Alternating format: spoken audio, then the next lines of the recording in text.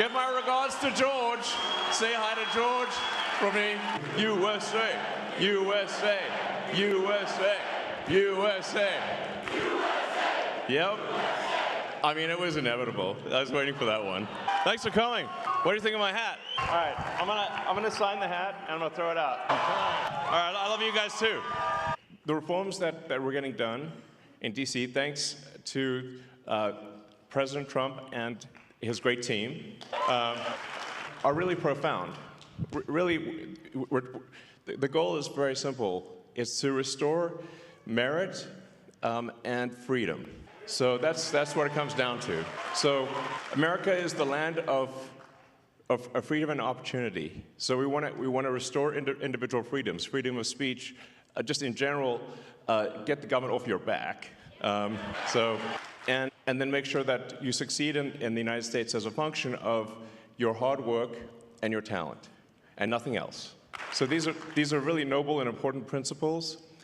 And also, and I'll talk more about this, all night really, as long as you guys want to hear about it.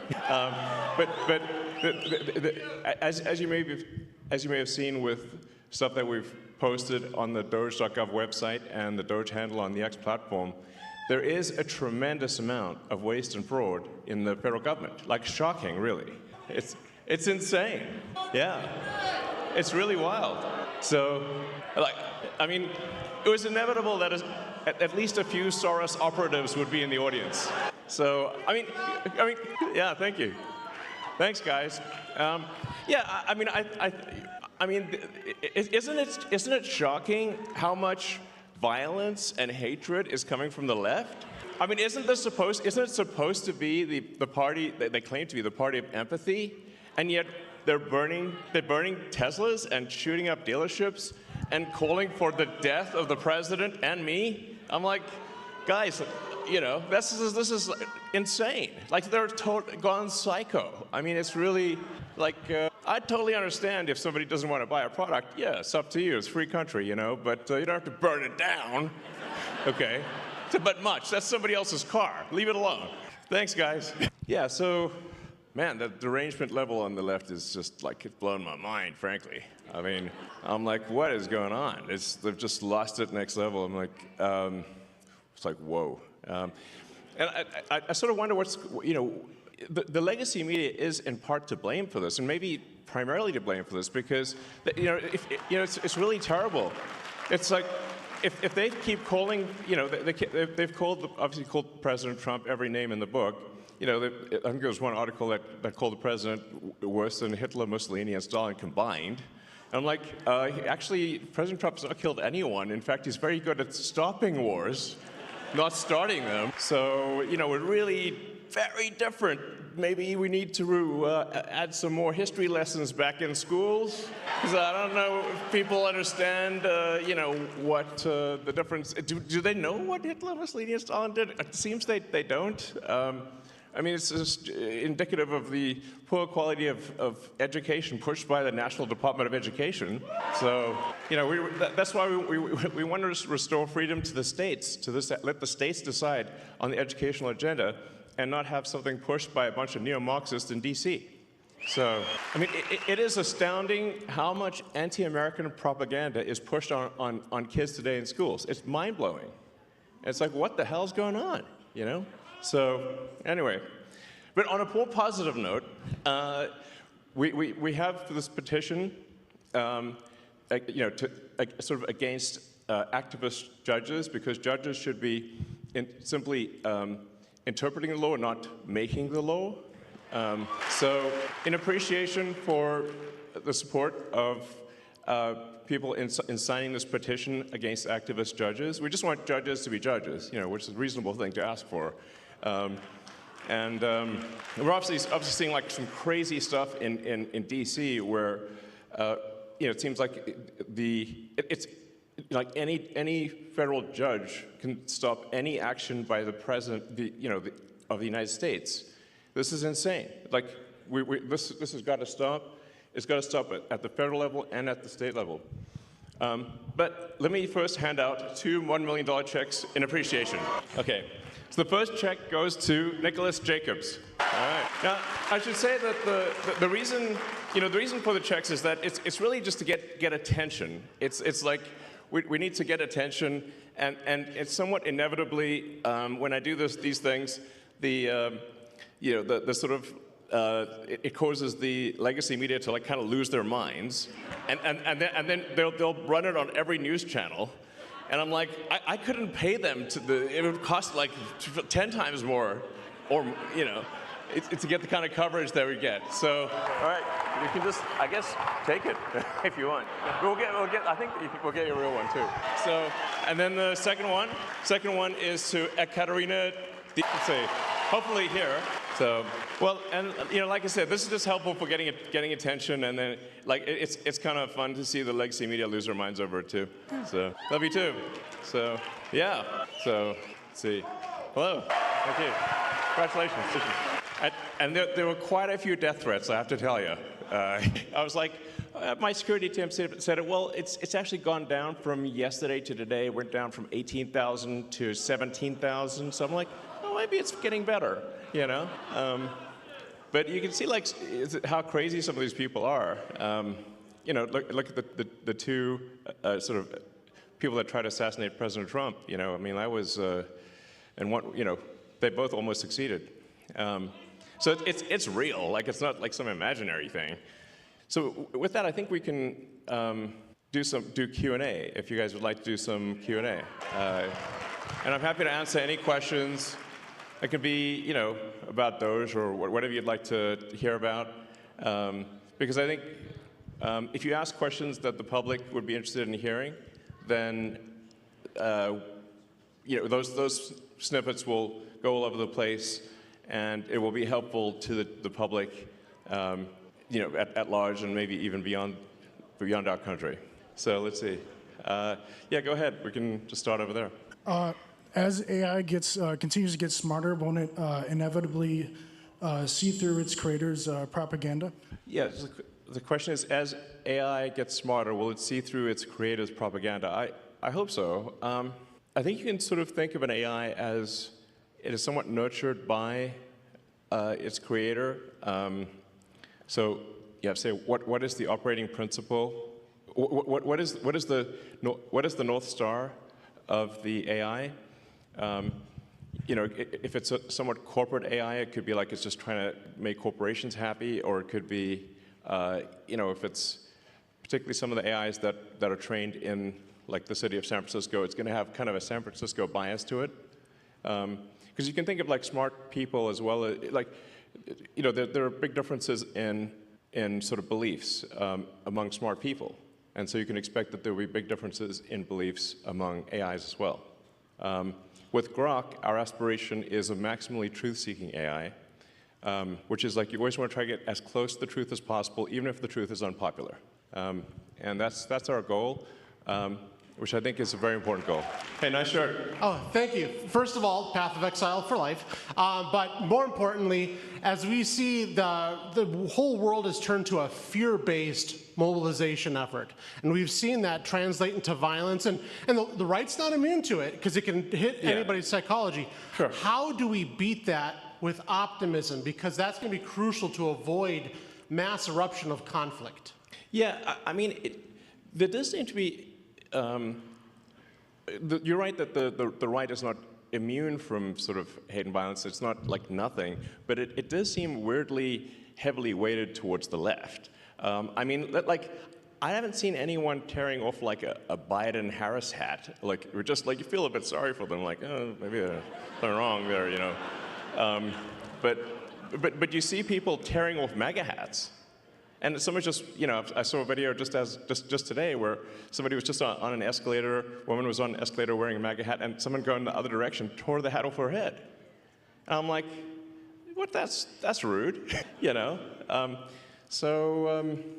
fact, I sort of find myself in a strange position because I didn't think of myself as right. I thought of myself as centrist. But then the left went all the other way in the other direction, and now everyone's a Nazi, before you know it. And I'm like, wait a second, do you know what that means? Obviously not. So, but yeah, I think, I believe in peaceful discourse, and that we make arguments, verbal arguments, and the people decide which way they want to go. But we don't engage in sort of shouting people down or violence or burning things or shooting things. That's how democracy is supposed to work. It's peaceful discourse.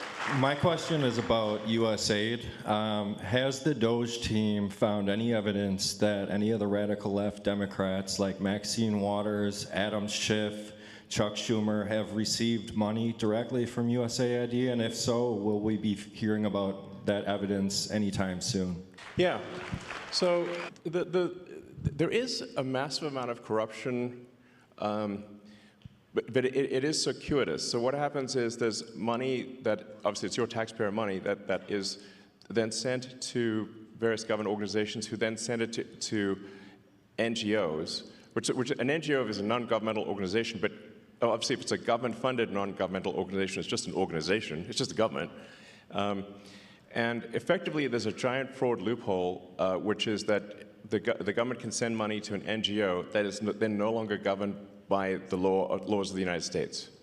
So they'll send the money overseas to one NGO, then it'll go through a bunch of them, and then I'm highly confident that a bunch of that money then comes back to the United States and lands in the pockets of the people you just mentioned. But it is a circuitous route. It's not like it doesn't go directly, but let's just say that there's a lot of strangely wealthy members of Congress where I'm trying to connect the dots of how did they become rich while how'd they get 20 million if they're earning 200,000 a year? And it sounds, nobody can explain that. So something's, yeah, we're going to try to figure it out and certainly stop it from happening. So, yeah. I mean, just in general, the whole NGO scam is just crazy, yeah, it's blown my mind really. So, yeah. Most of us here are aware of social media censorship, and I know you're keenly aware of it. Thank you for turning around X. Awesome. Welcome. As censorship picks up in financial institutions, what can we do about that? Are you referring to offering financial services by X? No, sorry. Being kicked off of financial institutions for beliefs. Yeah. Well, certainly that won't happen during the Trump administration.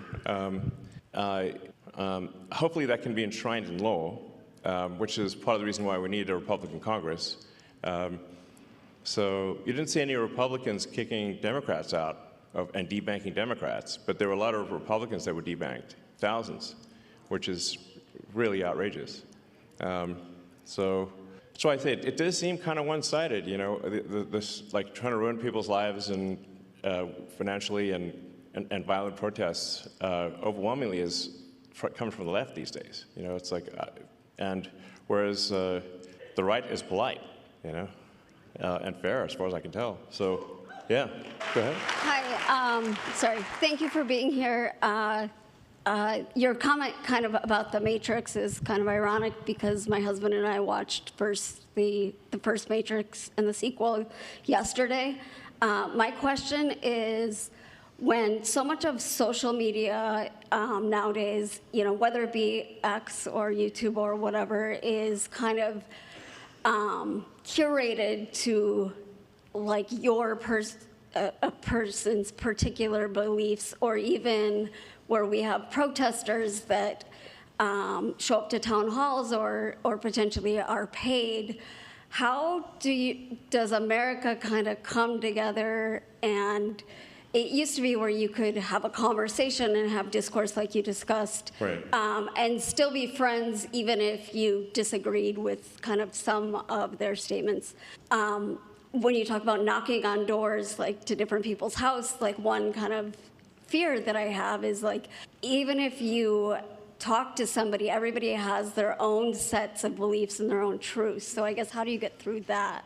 Yeah, well, I think what we saw there for quite a while was that all of the legacy media and all of the new social media were in lockstep together. And they were all parroting the same left-wing talking points. And they were suppressing any dissent and any so-called right-wing or frankly even centrist views. And with that's why I felt it was critical to acquire Twitter, now X, in order to enable that dialogue. So it's certainly a step in the right direction, and I think you've seen now, once X was willing to break ranks and not censor Republicans, then you saw others also start to move in that direction. It looks like, for example, Facebook and Meta, they have certainly, Mark Zuckerberg has stated that they will be doing a sort of community notes based on the community notes of the X platform, and as opposed to having sort of far left censorship bureau, the sort of, the woke Stasi essentially reviewing things. So that's a step in the right direction. There's maybe some hope for the CNNs of the world. There's like, with Scott being on there, he's great. He's like, I'm sort of hopeful that things that are moving in the direction where different points of view are espoused on, or heard on legacy media and social media. So I guess maybe I'm actually a little bit optimistic about the future. On the X platform, we don't prioritize one side or the other. We try to be as fair as possible, and I will reply to prominent Democrats even if they sort of say terrible things about me. It's like, yeah, we should have this discourse, and so I kind of think, at least on the media front, things are going in a good direction. But I am kind of perturbed by the sort of how aggressive these protests are, where it's like, there are people at these protests calling for the death of the president and death of me and, I don't know, probably death of others. That's the kind of thing that's not cool, At the risk of saying something outrageous, calling for murder is not cool, so. Thanks for coming, Elon. I'm a teacher by trade. I have gone through the 4-year bachelor degree to teach the nation's youth going forward. On that, Actually, I'm kind of curious. What was that like? I got an English degree, man. At the end of the day, unless you want to hire me, that's about that's about all I can do. Sure. So during teacher college, they give us a heat map, and it says these are the cost per head on each student. The Southeast is generally the worst, but they're also generally the lowest spent per capita on each student. Beyond just that correlation of the one text I got in an education class, I wonder, with your investments in Khan Academy, with the advancement of AI educational tools where specifically you can get feedback and these students can get feedback. Yeah, absolutely. Where do we see 100 years from now? With all this technology. 100 years from now? How about 50? Let's start with 50. Okay. Jackpot. Yeah, exactly. Yeah. Hopefully we were like on Mars, so that would be really cool. So I do think AI can be incredibly helpful in teaching, because you can essentially set up each kid with like a personalized AI, and that AI can then answer questions for each kid, and that actually can be very profound in learning. Because obviously, if you've got a classroom of, say, 25, 30 kids, you can't like spend, it's literally impossible to spend time with every kid individually, or at least you can spend a little bit of time, but not, obviously it's a 1 to 20, 1 to 30 ratio. So, but what you can do is you can set them up with the AI, and then you can, if things get stuck or whatever, if you want to, you can essentially guide the orchestra that way, and I think it could be a very powerful learning tool. I personally enjoyed my English classes in high school, actually. Sometimes I wondered, why am I reading Charles Dickens? But there's some merit to reading Dickens, and many of the. I actually think that we should have a great canon of English literature, that kids do at least, some number of the significant works in the English language. So, I mean, it seems like very obvious to me, but Another thing with regard to teaching is that I think teaching is a very important profession. If you look at the expenditures, there's a very big rise in the number of administrators, but not a very big rise in the number of teachers. And so that's really the big factor, which is we should have more actual teachers. You know, and I believe in paying teachers well and having a lot of teachers, but we should say, why do we have so many administrators or non-teachers? So administrative expense has gone ballistic, but teaching expense is more or less flat. Doesn't make sense. So first, I would like to apologize to you on behalf of America for the idiots you have to deal with for what you're doing for us to improve our country. Second of all, my question is, what is your opinion on the Federal Reserve, and do you have any intentions of doing anything with them? And the Fed. Yeah, I don't know. I always wanted to say that, you know. But I mean, I think there's like 20,000 people that work at the Fed. Seems pretty high.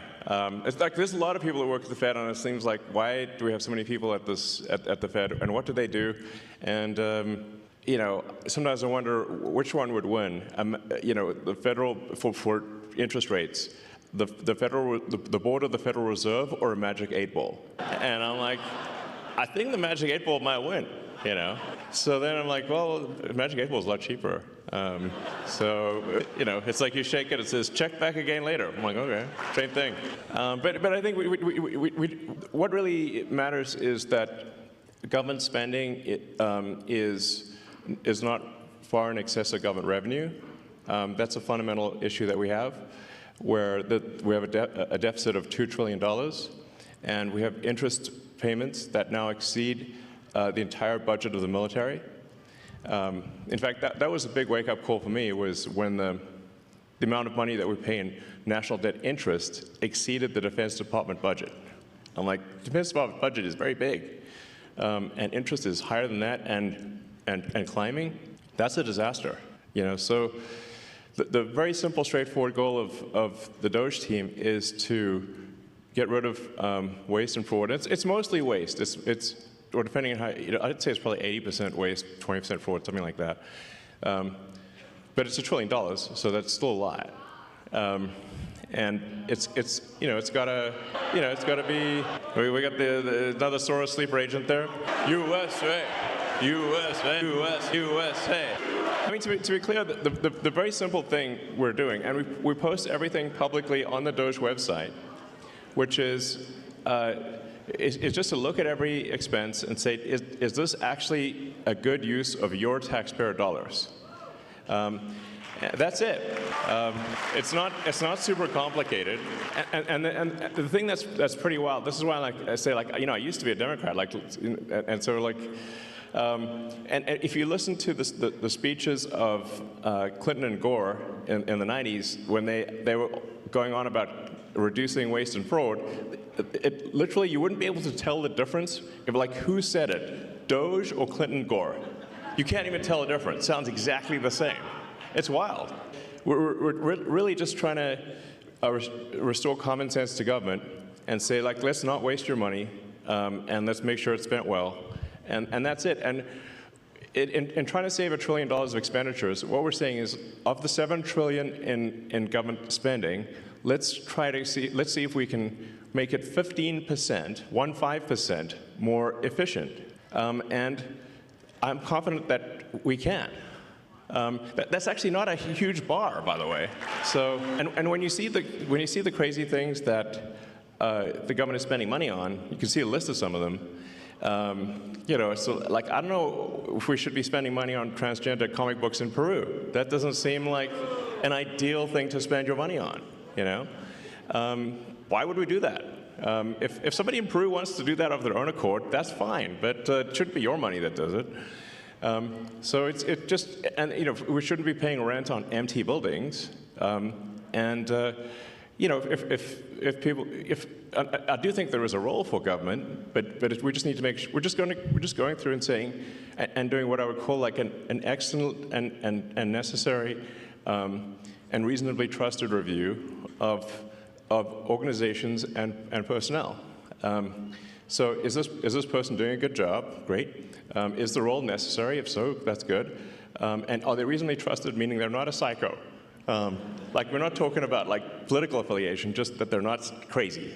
What's wrong with that? I'm like, sounds super normal to me. So that's it.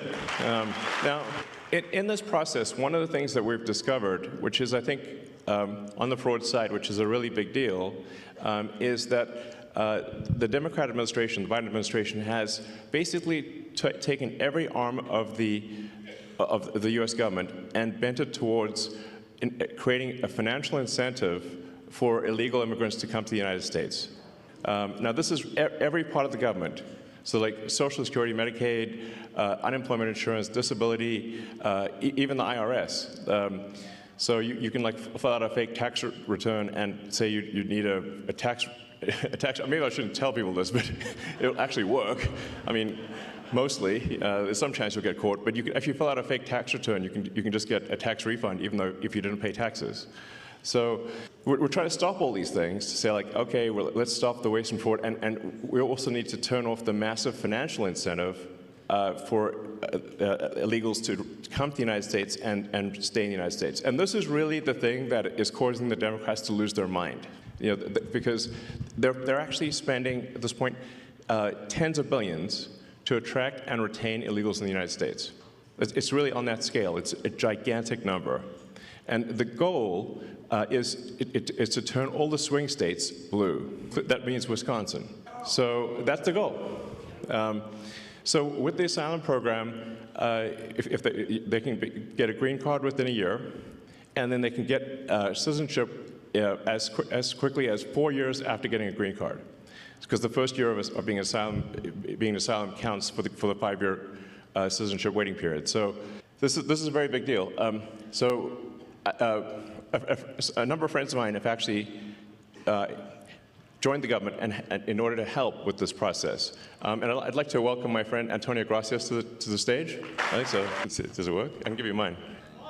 Does it work? It'll be okay. I mean, Buzz Aldrin's still alive, and he went past the belts. It'll work. Is this working? Yeah, it's on now, yeah. There you go. So, Antonio, can you tell us what you... Antonio is helping out with the Social Security. So just trying to review Social Security, where you may have heard that we found 20 million dead people marked as alive in the Social Security database. This is so crazy. And then you'll notice there's a strange trend here where how many Social Security numbers were issued. Do you want to? Yeah, so let me tell you what happened here. We started at the top of the system. You want to talk about a lot of maybe? We started at the top of the system, mapping the whole system of Social Security to understand where all the fraud was. And there's a lot of great people there that showed us really a lot of waste. And so that came up with a big list of stuff that we're working on. You've heard some of that already. But this is what jumped out at us. When we saw these numbers, we were like, what is this? In 21, you see 270,000 people, goes all the way to 2.1 million in 24. These are non-citizens that are getting Social Security numbers.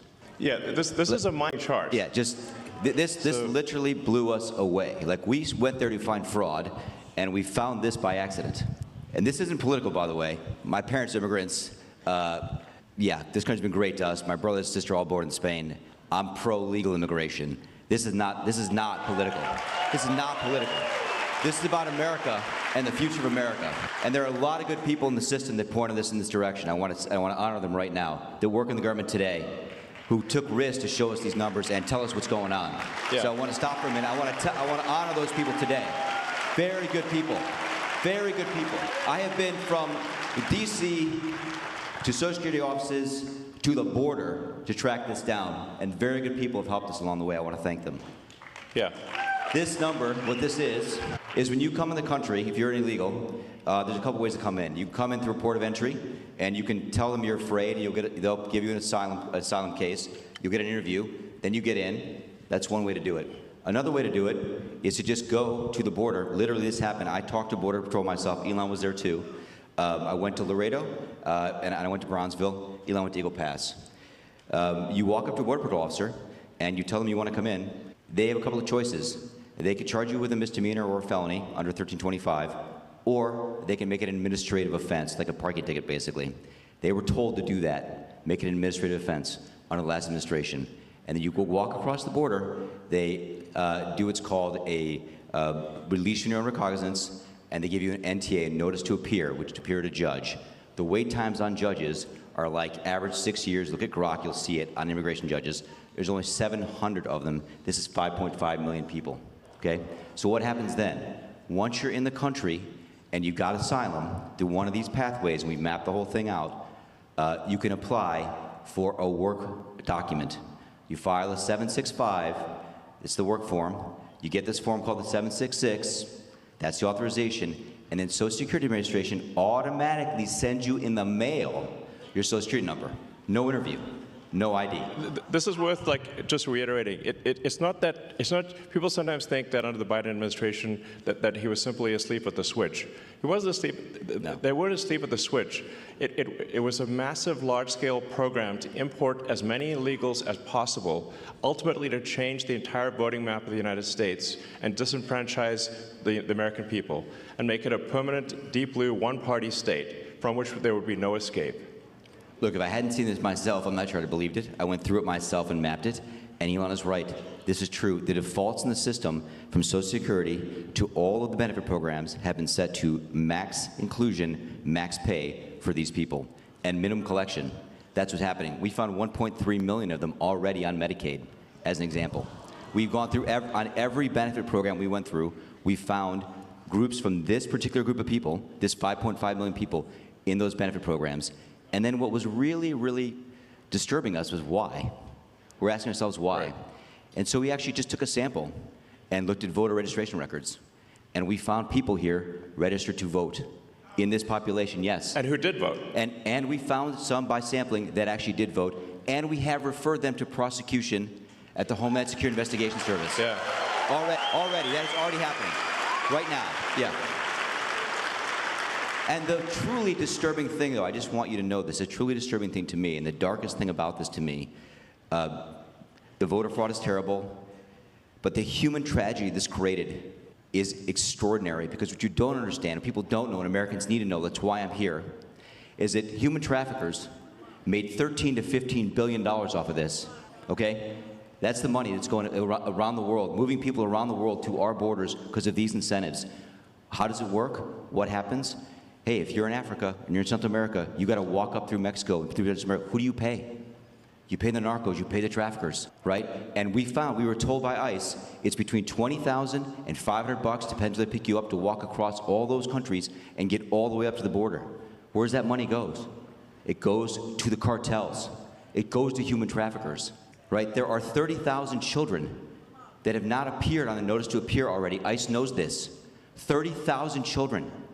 270,000 children didn't even get notices to appear. ICE told us that kids are being trafficked back and forth across the border to complete families to make this easier. This is a human tragedy. It's not just the money, it's the people and the kids. And how many of these people died on the way up here that didn't make it in? What happened to them? We created a system here that created a incentive for people to come and be taken advantage of by these traffickers. And how do you think they get paid? Well, you're in Africa, Central America, you got $20,000 or $10,000 or $5,000 to pay these traffickers? No, you don't. What happens? You come in, then you owe them the money. You're an indentured servant. If you don't pay them, what happens? What do? They kill your mother, they kill your brother, they kill your family. What happens next? That's what we discovered. And I have to tell you, it's tragic to me. The tragedy, the human tragedy this created is extraordinary. That's the real problem. This is America. We don't do this here in America. Yeah. We don't do this here in America. People come here legally, and that's great. Elon came here legally. My parents came here legally. That's the way to do it. This is outrageous. Yeah. It's pretty wild. I mean, you can see, because there's still actually a lot of people out there, especially in the sort of center third of the country, that somehow think this is made up by the right, or it's like some fiction. It's not, that it's somehow not true, but it is absolutely true.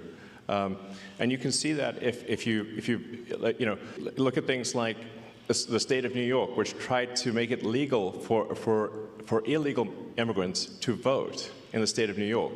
That was only shut down by the New York Supreme Court a few weeks ago.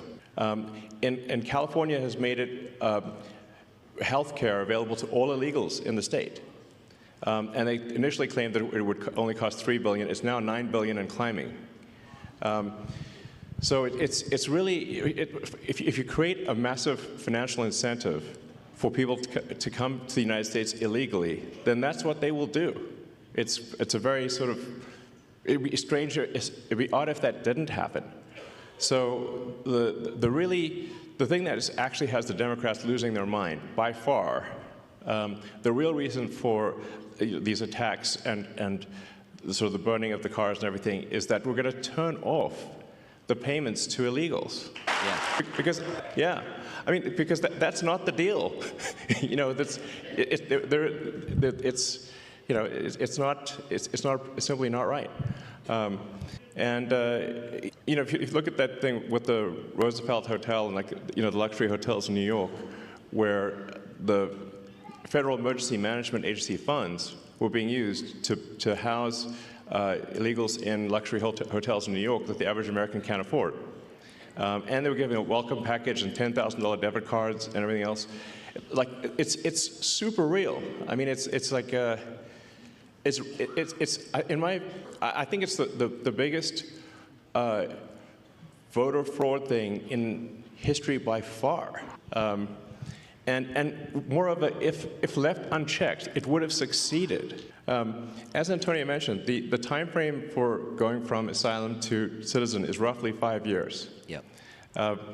And so all of the people that came in on that chart that you saw, if the machine behind the Kamala puppet had won, then, you know, they change out the puppet, but it's the same machine. Then they would have actually legalized all those people, and there would be no swing states. And they added more. Remember, it was doubling every year. Yes. It went from 1 million to 2 million. It was going ballistic. It was going ballistic. And it is just, these people are just entering the benefit programs now, by the way. Right. We're seeing the ramp happen too. And these are just the ones that are in the system. This doesn't count the other, you know, 7.5, 8 million that ICE thinks are out there. Yeah. We don't know if they have numbers. The number is totally uncontrolled. The voter ID requirement in this state is super important because of this. Yes. Because the Social Security number, it's not supposed to be a federal ID number, but it basically is. That's how you access all the benefits. This is why we need voter ID, because this thing is not secure. You could walk into a Social Security office today as an adult in America, and get a Social Security number enumerated with simply answering 6 or 7 simple questions and showing some forms of ID that are not federal ID. Well, you can just actually make it up. Basically, you can show basically like a fake utility bill, or, you know, you can show a medical bill and a school ID. Yeah, yes. Medical bill and a school ID, Right. and you can get a Social Security number. Yes. And then from there, you get on the voter rolls, and then Yes. basically Dem operatives will farm the vote. Yes.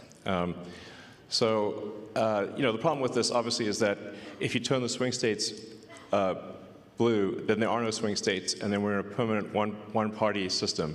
And as soon as they win that, they'll have the House, the Senate, the presidency, they'll pack the Supreme Court, then they'll double down on the illegals, just like California. So, we've already seen this happen in California. California is supermajority Dem. So, but at least California is held back by the fact that people can move out of state. Once you can no longer leave America, they'll be far worse than California. So the gravity of the situation is severe. Let's clean up Wisconsin border wall. Yes. Yes. Absolutely. So, I mean, it's really simple stuff. Just, you know, having you know, photo ID to vote is like, you can't like buy something at the liquor store, but voting is more important than you know, buying a beer. So You're going to need real ID to get on an airplane. You can't board a domestic flight. Yeah, I mean, and like the same people who are saying that there should be no voter ID at voting stations demanded vaccine ID from everyone. Yeah. I'm like, that's weird, you know. So it's really about just restoring integrity to the voting system, which really should not be a right or left cause, but a cause for all.